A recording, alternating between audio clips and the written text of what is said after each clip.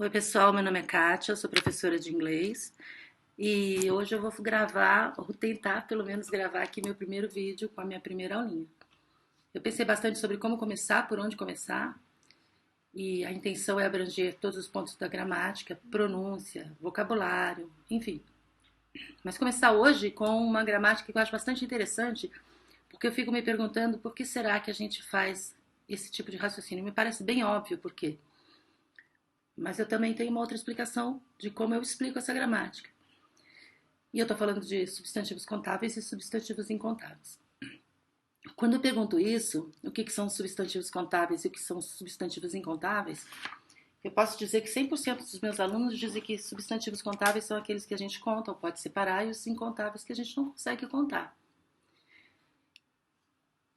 Eu não concordo muito com essa explicação porque eu encontrei uma outra maneira de explicar isso. Então vamos lá. Se a gente fala num substantivo tipo money, que é dinheiro, né? Se eu pergunto se money é contável ou incontável, a resposta vem de que é um substantivo incontável, o que eles estão certos. É incontável. Mas quando eu pergunto por quê, o que eu ouço é money é incontável porque a gente não pode contar todo o dinheiro do mundo, ou porque você não conta um dinheiro, dois dinheiros. Aí faz mais sentido para mim. Um dinheiro, dois dinheiros. Na verdade, o que eu aprendi é que money é um substantivo incontável simplesmente porque não existe o plural que seria moneys. Então, todo substantivo que não tem plural, ele é considerado um substantivo incontável. Não entrando aqui no fato de você conta ou você não conta, o que vocês têm que fazer é decorar mesmo, a listinha de verbos dos substantivos que não tem plural. E isso também, no primeiro momento, pode ser bastante difícil, mas depois a gente vai se acostumando. Porque, por exemplo, se a gente pensa em. Vamos ver se faz sentido o que eu falei, né? Então, money não existe moneys, portanto, money é um substantivo incontável. E se ele é incontável, eu não posso usar com o artigo AN, porque AN é um artigo que quer dizer em português uma. Eu não posso falar um dinheiro, como eu também não posso dizer dois dinheiros, two moneys. Lembra que eu falei no começo que essa explicação parecia mais sensata? Agora, e para os outros substantivos? Por exemplo, cheese. Cheese também não tem plural, então você não vai poder pedir two cheeses. Você vai ter que pedir two pieces of cheese. Eu não sei qual é. Eu estou explicando a maneira como eu aprendi e que fez muito sentido para mim. Por exemplo, se a gente fala de chicken, galinha, ela pode ser considerada contável e pode ser considerada incontável. Em que situação? Quando a gente está falando do bichinho, a gente fala chicken ou chickens. Quando tem plural, então é o quê? Substantivo contável. Independente de ter um monte de galinha e você não conseguir contar quantas elas são. Não depende disso. Depende do substantivo ter um plural ou não. E quando que chicken é considerada incontável? Quando a gente está falando da comida. Então, se você for num restaurante pedir chicken, aí não tem plural. Isso acontece também com pork. Pork é incontável. Só que aí o bichinho é outro, é o pig, que é contável, que tem pigs.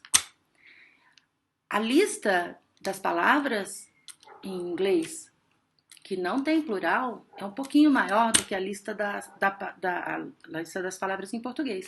Em português a gente também tem isso. Por exemplo, um lápis. Qual é o plural de lápis? Não tem.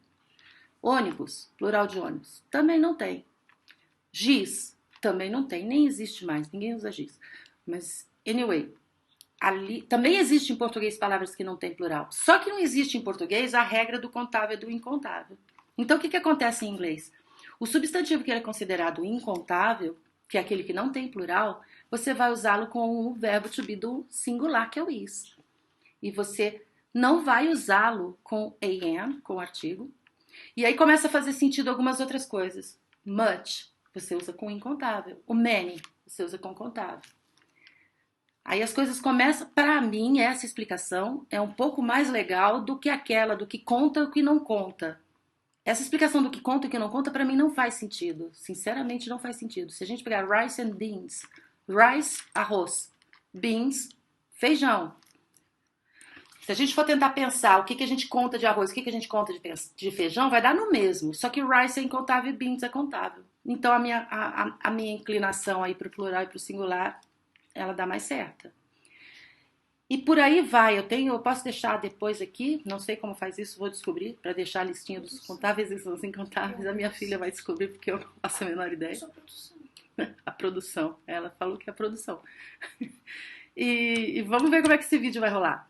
Né? Depois desse a gente vai fazer outros e espero que vocês gostem. O que mais que a gente pode ter para falar sobre contáveis e incontáveis? Deixa eu ver aqui. Deixa eu pegar uma inspiração aqui no meu livrinho.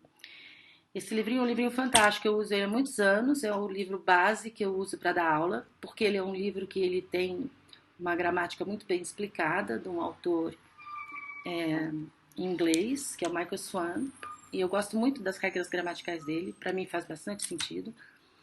E eu acho que antes da gente ficar decorando regra gramatical, a estrutura do inglês tem que fazer sentido na cabeça da gente. Outra coisa que eu ouço bastante, mas isso não faz sentido quando a gente traduz para português. E nem tem que fazer, porque inglês não é tradução de português. A começar pelas perguntas, né? Como é que a gente faz uma pergunta em português? A gente simplesmente muda uma afirmativa para uma interrogativa, mudando a entonação e colocando um pontinho de interrogação. Mas a estrutura da frase é a mesma em português. Você está com fome. Você está com fome? Agora em inglês muda. Se você falar na afirmativa, you are hungry. You are hungry. Agora e para fazer uma interrogativa disso? Are you hungry? Como a gente está falando do famoso verbo to be, ele vai lá para frente para fazer a pergunta. Então a estrutura da frase mudou, não foi só entonação e ponto de interrogação. Tem muitas coisas em inglês que a maioria não vai fazer sentido. E quando a gente começar a ver algumas estruturas gramaticais um pouquinho mais para frente, é que vai fazer menos sentido ainda. Então eu vou procurar passar para vocês, com a minha experiência pessoal, que os meus anos de estudo, o que eu aprendi nesse tempo todo dando aula de inglês e estudando, porque a gente tem que estudar todos os dias, né? Então para hoje vamos fazer um sum up da aula. Contáveis, substantivos contáveis e substantivos incontáveis. Apesar de muita gente dizer diferente disso, eu insisto na minha versão de que contável é o que você tem o plural e incontável é o que você não tem o plural. O contável você consegue usar com o artigo AN, o incontável não. O contável você... vamos ter que decorar a listinha? Vamos ter que decorar a listinha. Mas elas vão aparecendo. Conforme elas forem aparecendo, a gente vai estudando e vai salientando. Lembra aqui, isso aqui é contável, incontável. Vamos pensar sobre isso um pouquinho. E espero que vocês tenham gostado. E próxima aula, eu vou pensar ainda sobre o que a gente vai falar. Um beijo. See you. Bye bye. Take care.